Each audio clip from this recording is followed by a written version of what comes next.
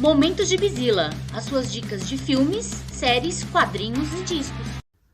Oi, minha gente, estamos aqui de volta com nosso Momento de Bizila. Olha só, eu resolvi inaugurar aqui uma playlist dentro do Momento de Bizila, não é só uma playlist específica, ou talvez seja, dependendo da quantidade de vídeos que a gente acaba conseguindo gravar, mas acho que vai ter bastante. A ideia aqui é o seguinte: vocês sabem que tanto eu quanto a Gabi, a gente tem anos de história trabalhando com cultura pop, muitos anos, né? Ou seja, para mais de 2 décadas trabalhando com jornalismo de entretenimento, de cultura pop.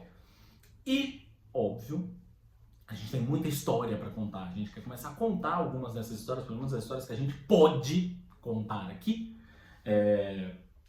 E a ideia é meio que este quadro se chame Eu Tava Lá. A gente estava lá naquele lugar, naquele momento histórico, vivendo isso um pouco. Quem acompanha aqui o canal já deve ter visto aquele vídeo no qual eu falo sobre os 25 anos do Rock in Rio 2001, aquele Rock in Rio 2001, não 2021, 2001, 25 anos atrás, que é aquele Rock in Rio que foi a retomada do Rock in Rio depois das 2 primeiras edições clássicas. Eu estava lá, assisti rigorosamente a todos os shows dos palcos principais. Então, eu falei um pouquinho a respeito de como foi meu trabalho lá e como foram esses shows, enfim. A ideia é que seja um pouco nessa vibe. Então, aqui umas anotaçõezinhas aqui. Sim, eu sou essa pessoa analógica que trabalha com papel. Mas, enfim. Antes da gente começar sobre este primeiríssimo assunto, que você já deve saber, né? Óbvio, você viu a thumb, você está vendo o título do vídeo aqui embaixo, você já sabe do que se trata, mas antes de começar a falar sobre isso, vou ter o meu momento blogueiro. Faz favor de deixar aí o link no vídeo, o like você já tem, né? Mas deixa o like na desgraça do vídeo, que ajuda o algoritmo a reconhecer que a gente está fazendo aí um bom trabalho, que você está vendo a gente. Deixa aqui os seus comentários, óbvio. Conhecer a história, não conhece a história, o que acha da história, enfim. E óbvio, clica no sininho aí para que você receba todas as notificações conforme tivermos novos vídeos entrando aqui no canal. A gente já falou bastante que tem um monte de coisa aqui rolando, vídeo mais curto, vídeo mais longo, esses vídeos mais curtinhos. A gente tem tem os nossos podcasts, né, que entram aqui também, né? Você consegue escutar na íntegra se você é o tipo de pessoa que gosta de escutar podcast no YouTube. Tá aqui, eles estão aqui inteirinhos. Tanto Imagina no olho quanto Imagina se pega no ouvido. Beleza? Então, feito o momento blogueiro. Bom, momento blogueiro e youtuber, né? O primeiro assunto que eu quero falar, reforçando, sim, eu estava lá,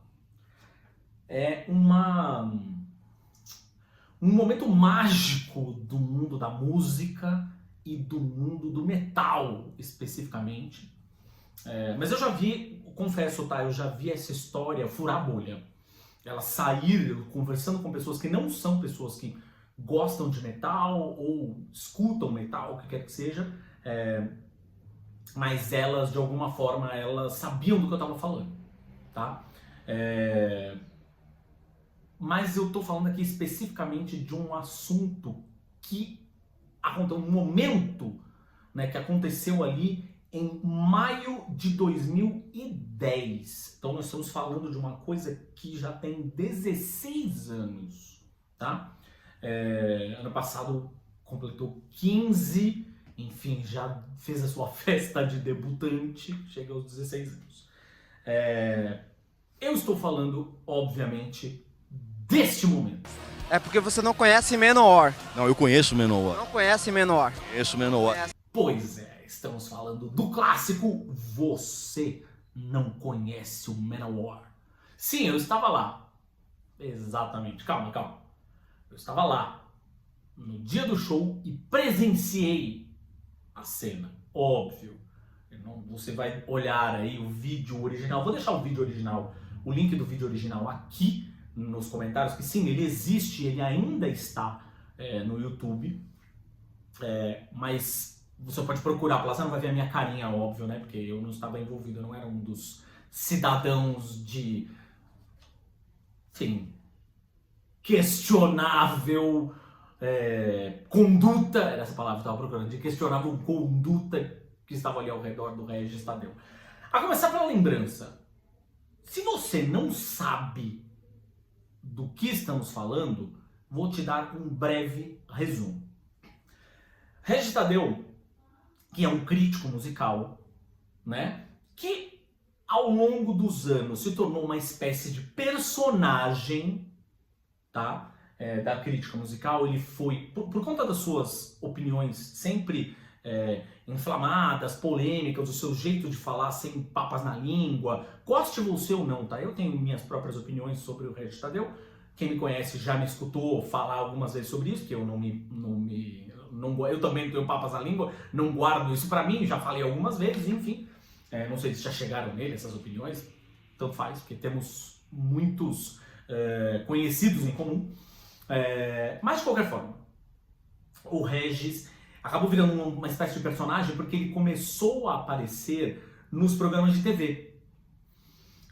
Tem muita gente que se lembra dele principalmente do programa do Raul Gil, né? Ou seja, ele lá, as pessoas, ou ele estava como jurado dos concursos de música, ou ele tinha um quadro, tinha o Raul Gil, e se não me engano, se não me falha a memória, também teve no Ratinho ou algum desses programas populares, mais popularescos assim, em que ele analisava um disco e quebrava o disco, quando ele achava que o disco era ruim, um CD, né? Enfim, ele pegava o CD, quebrava, fazia aquela coisa, dar uma marretada, meio o que o próprio João Gordo já fez também na MTV, nos programas dele, enfim. Então o Regis virou essa figura folclórica, popular, assim, né? Que muita gente, que inclusive nem conhece as bandas sobre as quais ele fala, sobre as quais ele escreve, muita gente passou a conhecer, né? Ou seja, muita gente passou, esse é aquele cara do programa do Raul Gil e tal, aquele arrombado que tava sempre... Era inevitável, né, que ele desse as opiniões dele e a plateia vaiasse o cara, porque ele tava ali meio pra isso, né, pra ser né? E a gente que é do mundinho do metal, muita gente conhece o Regis pela proximidade. Ele tem hoje um canal do YouTube muito ativo, ele mostra muitas coisas da coleção dele, ele fala sobre assuntos mais polêmicos, sobre as bandas que estão chegando no Brasil para fazer turnês e tal. Recentemente teve inclusive um vídeo em que ele encontrou com o Chris Martin do Coldplay, e o Chris Martin, né, foi obviamente brifado, né, a produção contou para ele tanto que o Regis falava mal do Coldplay, os dois se encontraram no camarim, o Chris Martin convidou ele para assistir o show, e aí ficou aquela semi-troca de farpas, uma troca de farpas amigável, óbvio que era para fazer um vídeo no YouTube, né, não ia virar uma treta generalizada. E quem é do mundinho do metal sabe que ele tem uma discordância considerável quanto a banda deste homem aqui, ó. Está aqui logo atrás de mim, o pôster da banda que fez este homem se tornar sucesso, André Matos, tá? Que tem um pôster aqui em casa, que é o Angra. Inclusive tem uma série de vídeos a respeito, e tem o vídeo clássico no qual ele diz que o Angra é uma boy band, que virou uma piada recorrente, aquela história, foi uma banda formada pelo empresário, não sei o que, e ele fala isso, inclusive, na frente do Rafael Loureiro, do Rafael Bittencourt, do Kiko Loureiro, e os caras respondem, Regis, mas eu tava lá, eu era parte da banda, eu sei a história. Mas enfim, este é o Regis Tadeu. Regis Tadeu, neste ano de 2010, ele estava fazendo como eu vinha fazendo, inclusive, nos anos anteriores, na AOL, no finado portal AOL, eu fazia uma série de matérias. O meu canal, não este canal aqui do Imagina Pega no Olho /Girizila, mas o meu canal pessoal, se você procura pelo meu nome, vou até colocar o link aqui também de algumas dessas matérias. Eu fiz umas matérias que eu chamei na época de repórter nerd, que eu saía pra rua e entrevistava, só que aí eu fazia uma coisa provocativa, mas com humor, né? Era menos ácido e mais uma cutucada, só que sempre com humor. Fui lá vestido de Luke Skywalker para uma convenção da Frota Estelar de Star Trek, ou seja, Star Wars e Star Trek, que sempre tiveram uma rixa, como diria o Baú, beijo Baú, uma rixazinha um pouco ácida, né, entre os fandoms e tal. E aí eu fui lá, fiz uma piada, fiz isso fantasiado de Harry Potter numa pré-estreia de Senhor dos Anéis e por aí vai. E tinha muita gente fazendo vídeos um pouco nessa pegada. Na época eu já não estava mais na UOL, eu estava já trabalhando voltei a trabalhar com publicidade, né, menos com jornalismo, mas com publicidade. Mas nunca deixei de fazer as questões de como a gente faz hoje, né? Enfim, já falamos 1 milhão de vezes que eu e a Gabi temos o emprego número 1, mas vídeos do YouTube, podcast, site, a gente faz por gosto, porque a gente gosta, porque a gente quer, porque a gente é apaixonado por cultura pop. Mas na época eu estava escrevendo sobre música, principalmente no Whiplash. Também vou deixar aqui embaixo um link das minhas matérias, da listona de matérias todas que eu já escrevi para o Whiplash. Bom, neste dia em específico, o Regis estava, como vinha fazendo já há algum tempo, fazendo uma matéria para o Yahoo, o portal, que era, né, um site de busca concorrente do Google. Estou dando um contexto que, óbvio, você que é da minha idade possivelmente vai lembrar, mas talvez quem seja um pouco mais novo nem sequer se lembre do que diabos é Yahoo. Yahoo, eles eram um concorrente do Google, mas que tinha também um portal de notícias e tal. E o Regis foi lá, ele tinha uma série de vídeos, chamava Na Mira do Regis, enfim. Já aproveitando essa veia dele, essa herança da TV aberta, e também essa veia mais provocativa dele, né? Ele saía de microfone em punho, fazendo entrevistas na rua, não sei o que, em shows principalmente, e neste show ele decidiu ir ao show do Manowar, a banda americana de metal tradicional, que tem essa coisa do true metal, somos os guerreiros do metal, tem a coisa toda desse discurso, né? Tem capas de disco memoráveis, tipo algumas eu vou colocar aqui na edição, enfim, que são essas capas que muita gente julga como algumas das capas mais ridículas do heavy metal e tal, e eu tô tirando onda desse discurso, não sei o que, né, essa coisa efusiva, viva o metal, o verdadeiro metal, não aos traidores do metal, não aos posers do metal, tudo isso tá imbuído nas letras das músicas deles. Eu tô tirando onda, mas eu gosto da banda. Eu escuto o Manowar, tá? Fiquei com bode durante um tempo, muito por causa desse show. Já vou falar sobre isso, não tem nada a ver com o Regis Tadeu, mas vou falar sobre isso. Mas enfim. E o Regis foi fazer a entrevista justamente questionando. O Regis não gosta do Manowar, e ele foi fazer para questionar aí um pouco esses caras, né? Esses fãs mais fanáticos e tal, porque ele acha que é uma banda ridícula, porque ele acha que é uma banda... ele tem uma questão que é uma banda assumidamente machista, tem um quê, assim, principalmente uma música em específico, que é uma música que eles nem tocam mais, mas que é uma música que tem uma pegada... Tem gente que defende que é uma pegada BDSM, tem gente que já defende que é uma pegada mais machistoide mesmo, que é Pleasure Slave. Enfim, o fato é que lá estava Regis, microfone em punho, entrevistando as pessoas. Você, o que você acha do Manowar? Mas você não acha que essa banda é mais um teatro do que qualquer outra coisa, do que música? Eles estão mais lá para fazer gênero do que tocar efetivamente, blá blá blá blá. Muito bem. Entrevistou 1, 2, 3, e aí ele chegou naquele sujeito, que é o sujeito que já virou meme, que virou GIF, que virou figurinha do WhatsApp, sério, assim, você pode nem ter visto a íntegra do vídeo, mas se pá, a cara dele junto com o Regis já passou pela sua timeline ou pelos seus grupos de WhatsApp em algum momento. Ele encontrou aquele cara, e que foi um cara que peitou o Regis. Só que o Regis não ficou assustado. O Regis também foi lá e peitou o cara, olhou olho no olho e não recuou. E aí, óbvio, começou a juntar uma galera em volta e começou a gritar, começou a espernear, começou a fazer todos, obviamente, contra o Regis.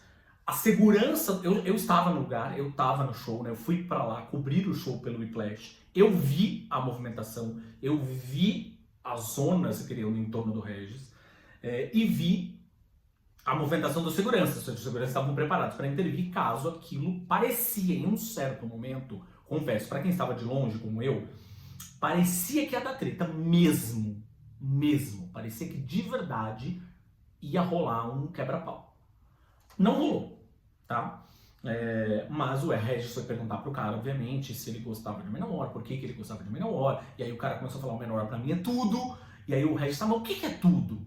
E aí acho que o cara, conforme foi sendo questionado, começou a ficar meio puto, e começou a falar a clássica frase do você não entende Manowar.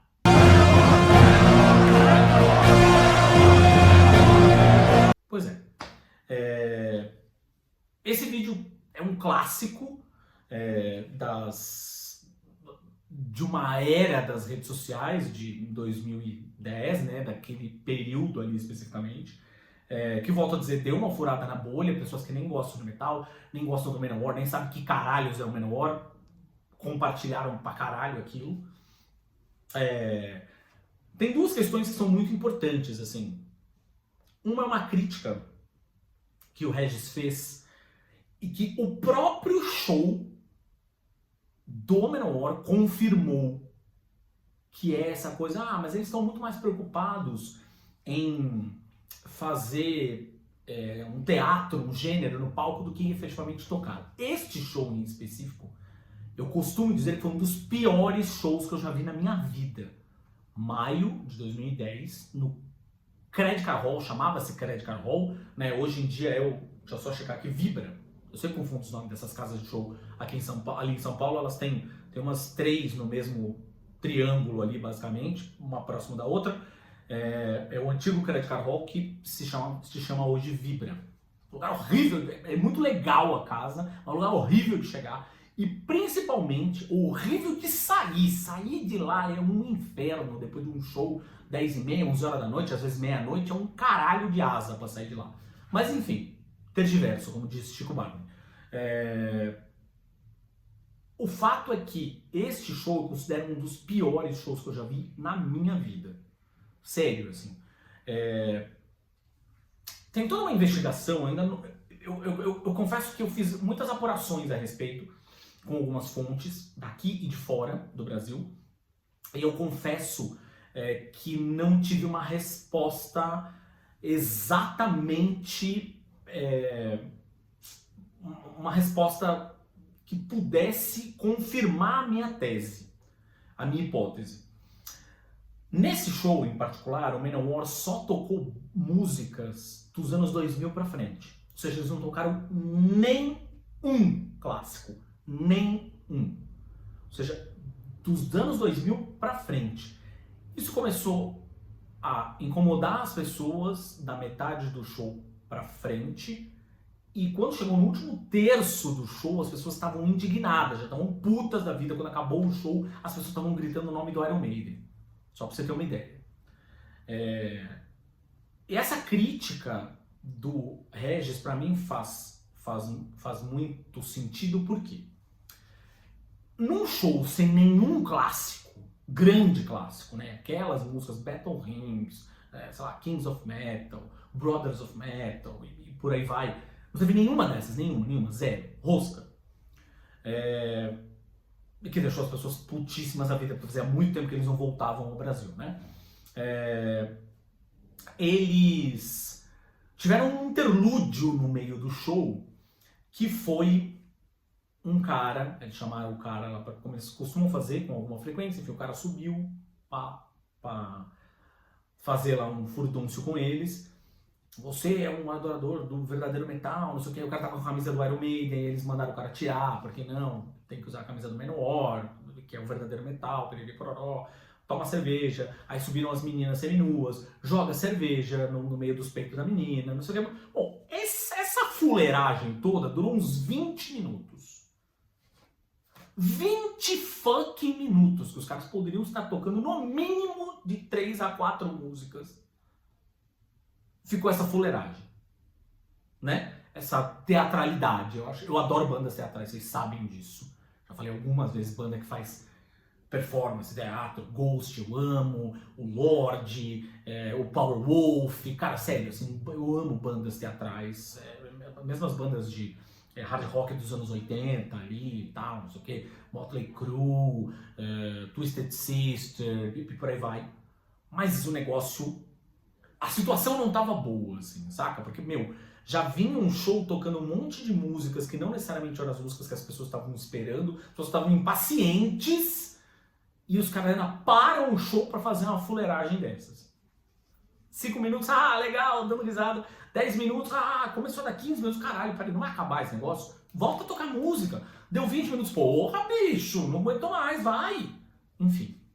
Mas a hipótese que eu tava falando, que eu nunca consegui confirmar de fato, embora eu tenha algumas fontes que tenham sussurrados pra mim, né, é que o Manowar estava num momento, o motivo deles não terem tocado os clássicos é porque eles estavam num momento de disputa dos direitos das músicas, um pouco na pegada do que aconteceu recentemente com a Taylor Swift, por exemplo, que ela estava disputando com o selo, e que aí ela pegou, inclusive, algumas, ela estava até sem acesso aos masters das gravações originais dela, aos direitos das gravações originais dela, ela pegou alguns discos dela e regravou com a Isha, com seu novo selo, sua nova gravadora, com ela, de fato, com os direitos sobre aquela nova versão da música. O Manowar fez a mesma coisa, com pelo menos 2 discos. Eles regravaram o disco numa versão século XXI, lá, não sei o quê. E aí eles começaram a tocar as versões destas músicas ao vivo. Então, tem uma história que nunca chegou a ser 100% confirmada, de que eles estavam evitando tocar os clássicos naquele momento, porque eles estavam sem os direitos e não queriam, portanto, que os direitos, que vocês sabem, shows ao vivo, quando as músicas são tocadas, os direitos de execução são pagos pela casa de shows e revertidos aos autores originais da música ou às pessoas que têm os direitos daquela música, certo? Então, naturalmente, os direitos das músicas, dos clássicos, né, pré-anos 2000, não iriam para eles. Nessa situação que eu, enfim, ainda jornalisticamente não tinha conseguido confirmar. Mas o fato é que isso foi o show. E tem uma coisa que acho que é interessante falar sobre o vídeo do Regis. Você já assistiu de fato ao vídeo? Aí eu acho um pouco de desonestidade do Regis. Faltou a ele dar contexto. No final do vídeo ele fala, vocês viram como são esses fãs e não sei o que, beleza, ele reclamar do cara que partiu pra cima dele, aquela história toda, piriri pororó. Porém, teve uma outra cena que eu também presenciei, eu estava lá, tirei foto, fiz vídeo, eu levei essa informação pra matéria do Whiplash, enfim. Mas teve uma questão que aí o Regis fala no vídeo dele, não sei o que, a confirmação de que essa banda é uma farsa, não sei o que, ela estava no fato de que o show acabou e os fãs ficaram tão revoltados com a baixa qualidade do show que queimaram as camisetas no estacionamento, não sei o que. Isso é só meia verdade. Por quê? Sim, os fãs de fato estavam putos, estavam queimando as camisetas, mas não era por causa da baixa qualidade do show. Não era. Era exatamente pelo motivo que eu já expliquei. Só tocaram as músicas dos anos 2000 pra frente. Que não são músicas ruins. Eles tinham inclusive acabado de lançar aquele disco Gods of War. Se não me fala a memória, é esse o nome do disco. Eu coloco até a capinha dele aqui. Que é um disco sobre o Odin e não sei o que. O disco é bom. É bom. Inclusive eles tocaram a Die for Metal, que é uma música que tem um potencial de hino, assim, saca? Tem potencial daquelas músicas que ao vivo funcionam super bem e tal. Mas, óbvio, as pessoas queriam escutar, depois de um determinado momento do show, os clássicos que elas foram lá pra ouvir, né? Então foi por isso, na verdade, aí eu acho que um pouquinho de desonestidade, o Regis, para confirmar o argumento dele, ele não dá o contexto. Talvez nem tenha ficado para assistir o show, se foi o caso, né?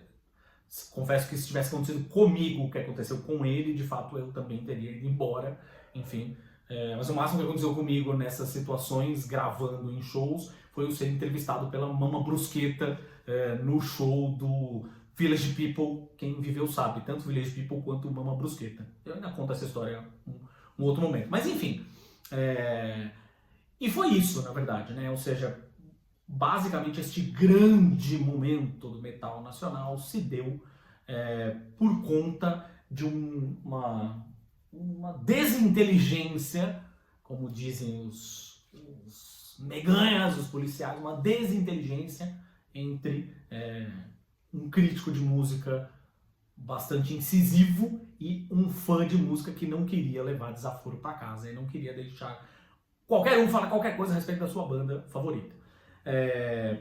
O Regis está por aí ainda, com o seu canal no YouTube, aquela história toda, blá blá blá, com o seu podcast. Ele tem lá, inclusive, uma série de lives que ele faz com alguma recorrência com o Sérgio Martins, que é um dos maiores críticos que eu sempre considerei, né, um dos maiores críticos de cinema do Brasil, de música do Brasil. Excelente, excelente. Primeiríssimo entrevistado do nosso Imagina Se Pega no Ouvido, nosso podcast de música.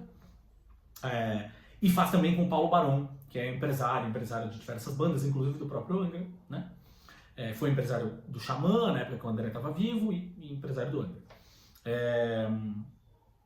E o fã, vez por outra, é encontrado, ele continua frequentando shows de metal, e é encontrado por algumas pessoas que se lembram dele, que obviamente pedem para tirar foto, então ele continua sendo uma figura peculiar, digamos assim, né? E ele acaba aparecendo também nas timelines aí de vez em quando, pra memória das pessoas. Olha, é o cara lá do meme com o Regis Tadeu, não sei o que, não sei o que lá. Sempre defendendo o Manowar. O Manowar em si já voltou ao Brasil algumas vezes e, inclusive, voltou tocando os clássicos, né? Teve um show do Monsters, depois teve alguns shows solo e blá blá blá, não sei o que, tal, tal. Eu entrevistei bem recentemente o Joey DeMaio pro UOL. Também tem o link que eu posso deixar aqui, tá eu coloquei a matéria lá no Gibizilla, né? Enfim, falei um pouco sobre repertório com ele, e ele estava falando, né, dessa coisa toda dos clássicos que eles nunca deixam de tocar, não sei o que. Nunca deixam, acho um pouco difícil, né? Mas enfim, não tive espaço para conseguir entrar nesse assunto com ele.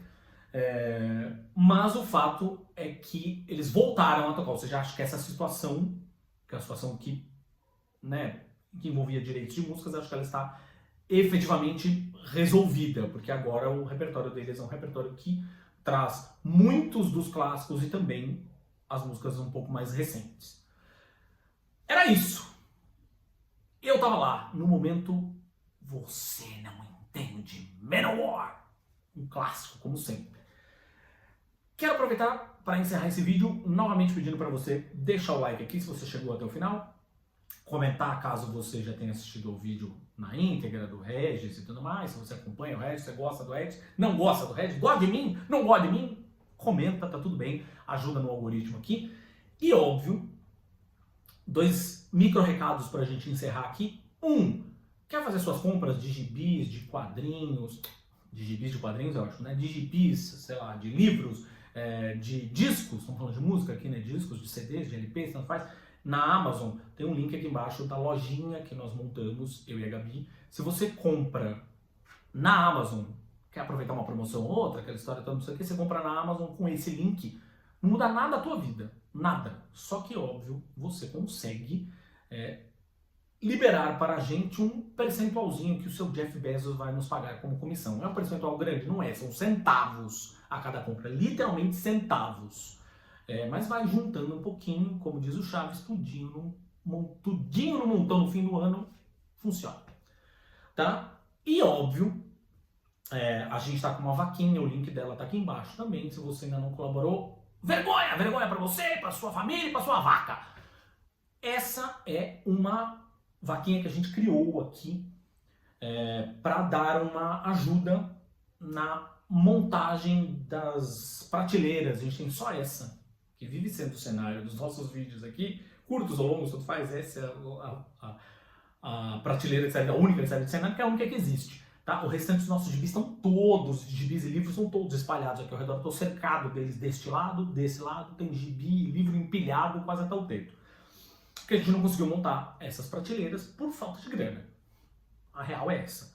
A gente mudou para cá há quase um ano, para essa casa nova, e a gente teve muitas coisas para fazer, coisas inclusive inesperadas na casa, e óbvio, também teve as questões da vida, né? Com filhos e aquela história toda, piriri pororó, enfim, o fato é que não aconteceu. E aí a gente falou, putz, vamos fazer uma vaquinha porque essas pessoas dão uma força pra gente. Não é um valor, a gente quer chegar em R$1.000, mas se tiver um pouco menos que isso, tá tudo bem. Também ajuda a gente a colocar pelo menos algumas das prateleiras já aqui de pé. A gente já viu alguns preços super em conta das prateleiras e tal, e assim, você entrando na vaquinha, a plataforma, ela pede que você comece a contribuir a partir de R$25. Porém, eles passaram a liberar um Pix, que é um Pix específico da nossa campanha. Então, este Pix, se você faz qualquer doação por ali, você pode fazer no valor que você quiser. R$5, R$10, R$15, sério, o que você tiver. Não é uma doação recorrente, não é um negócio que vai cair no seu cartão todo santo mês, não.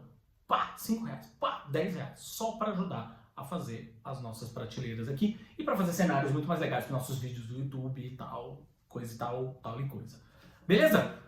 Muito obrigado por você ter ficado aqui até o final comigo. Aguarde que nós vamos trazer mais outras histórias dos bastidores da cultura pop, minhas e da Gabi, para vocês saberem que a gente já estava aqui quando tudo isso era mato. E de resto, escute menor, porra!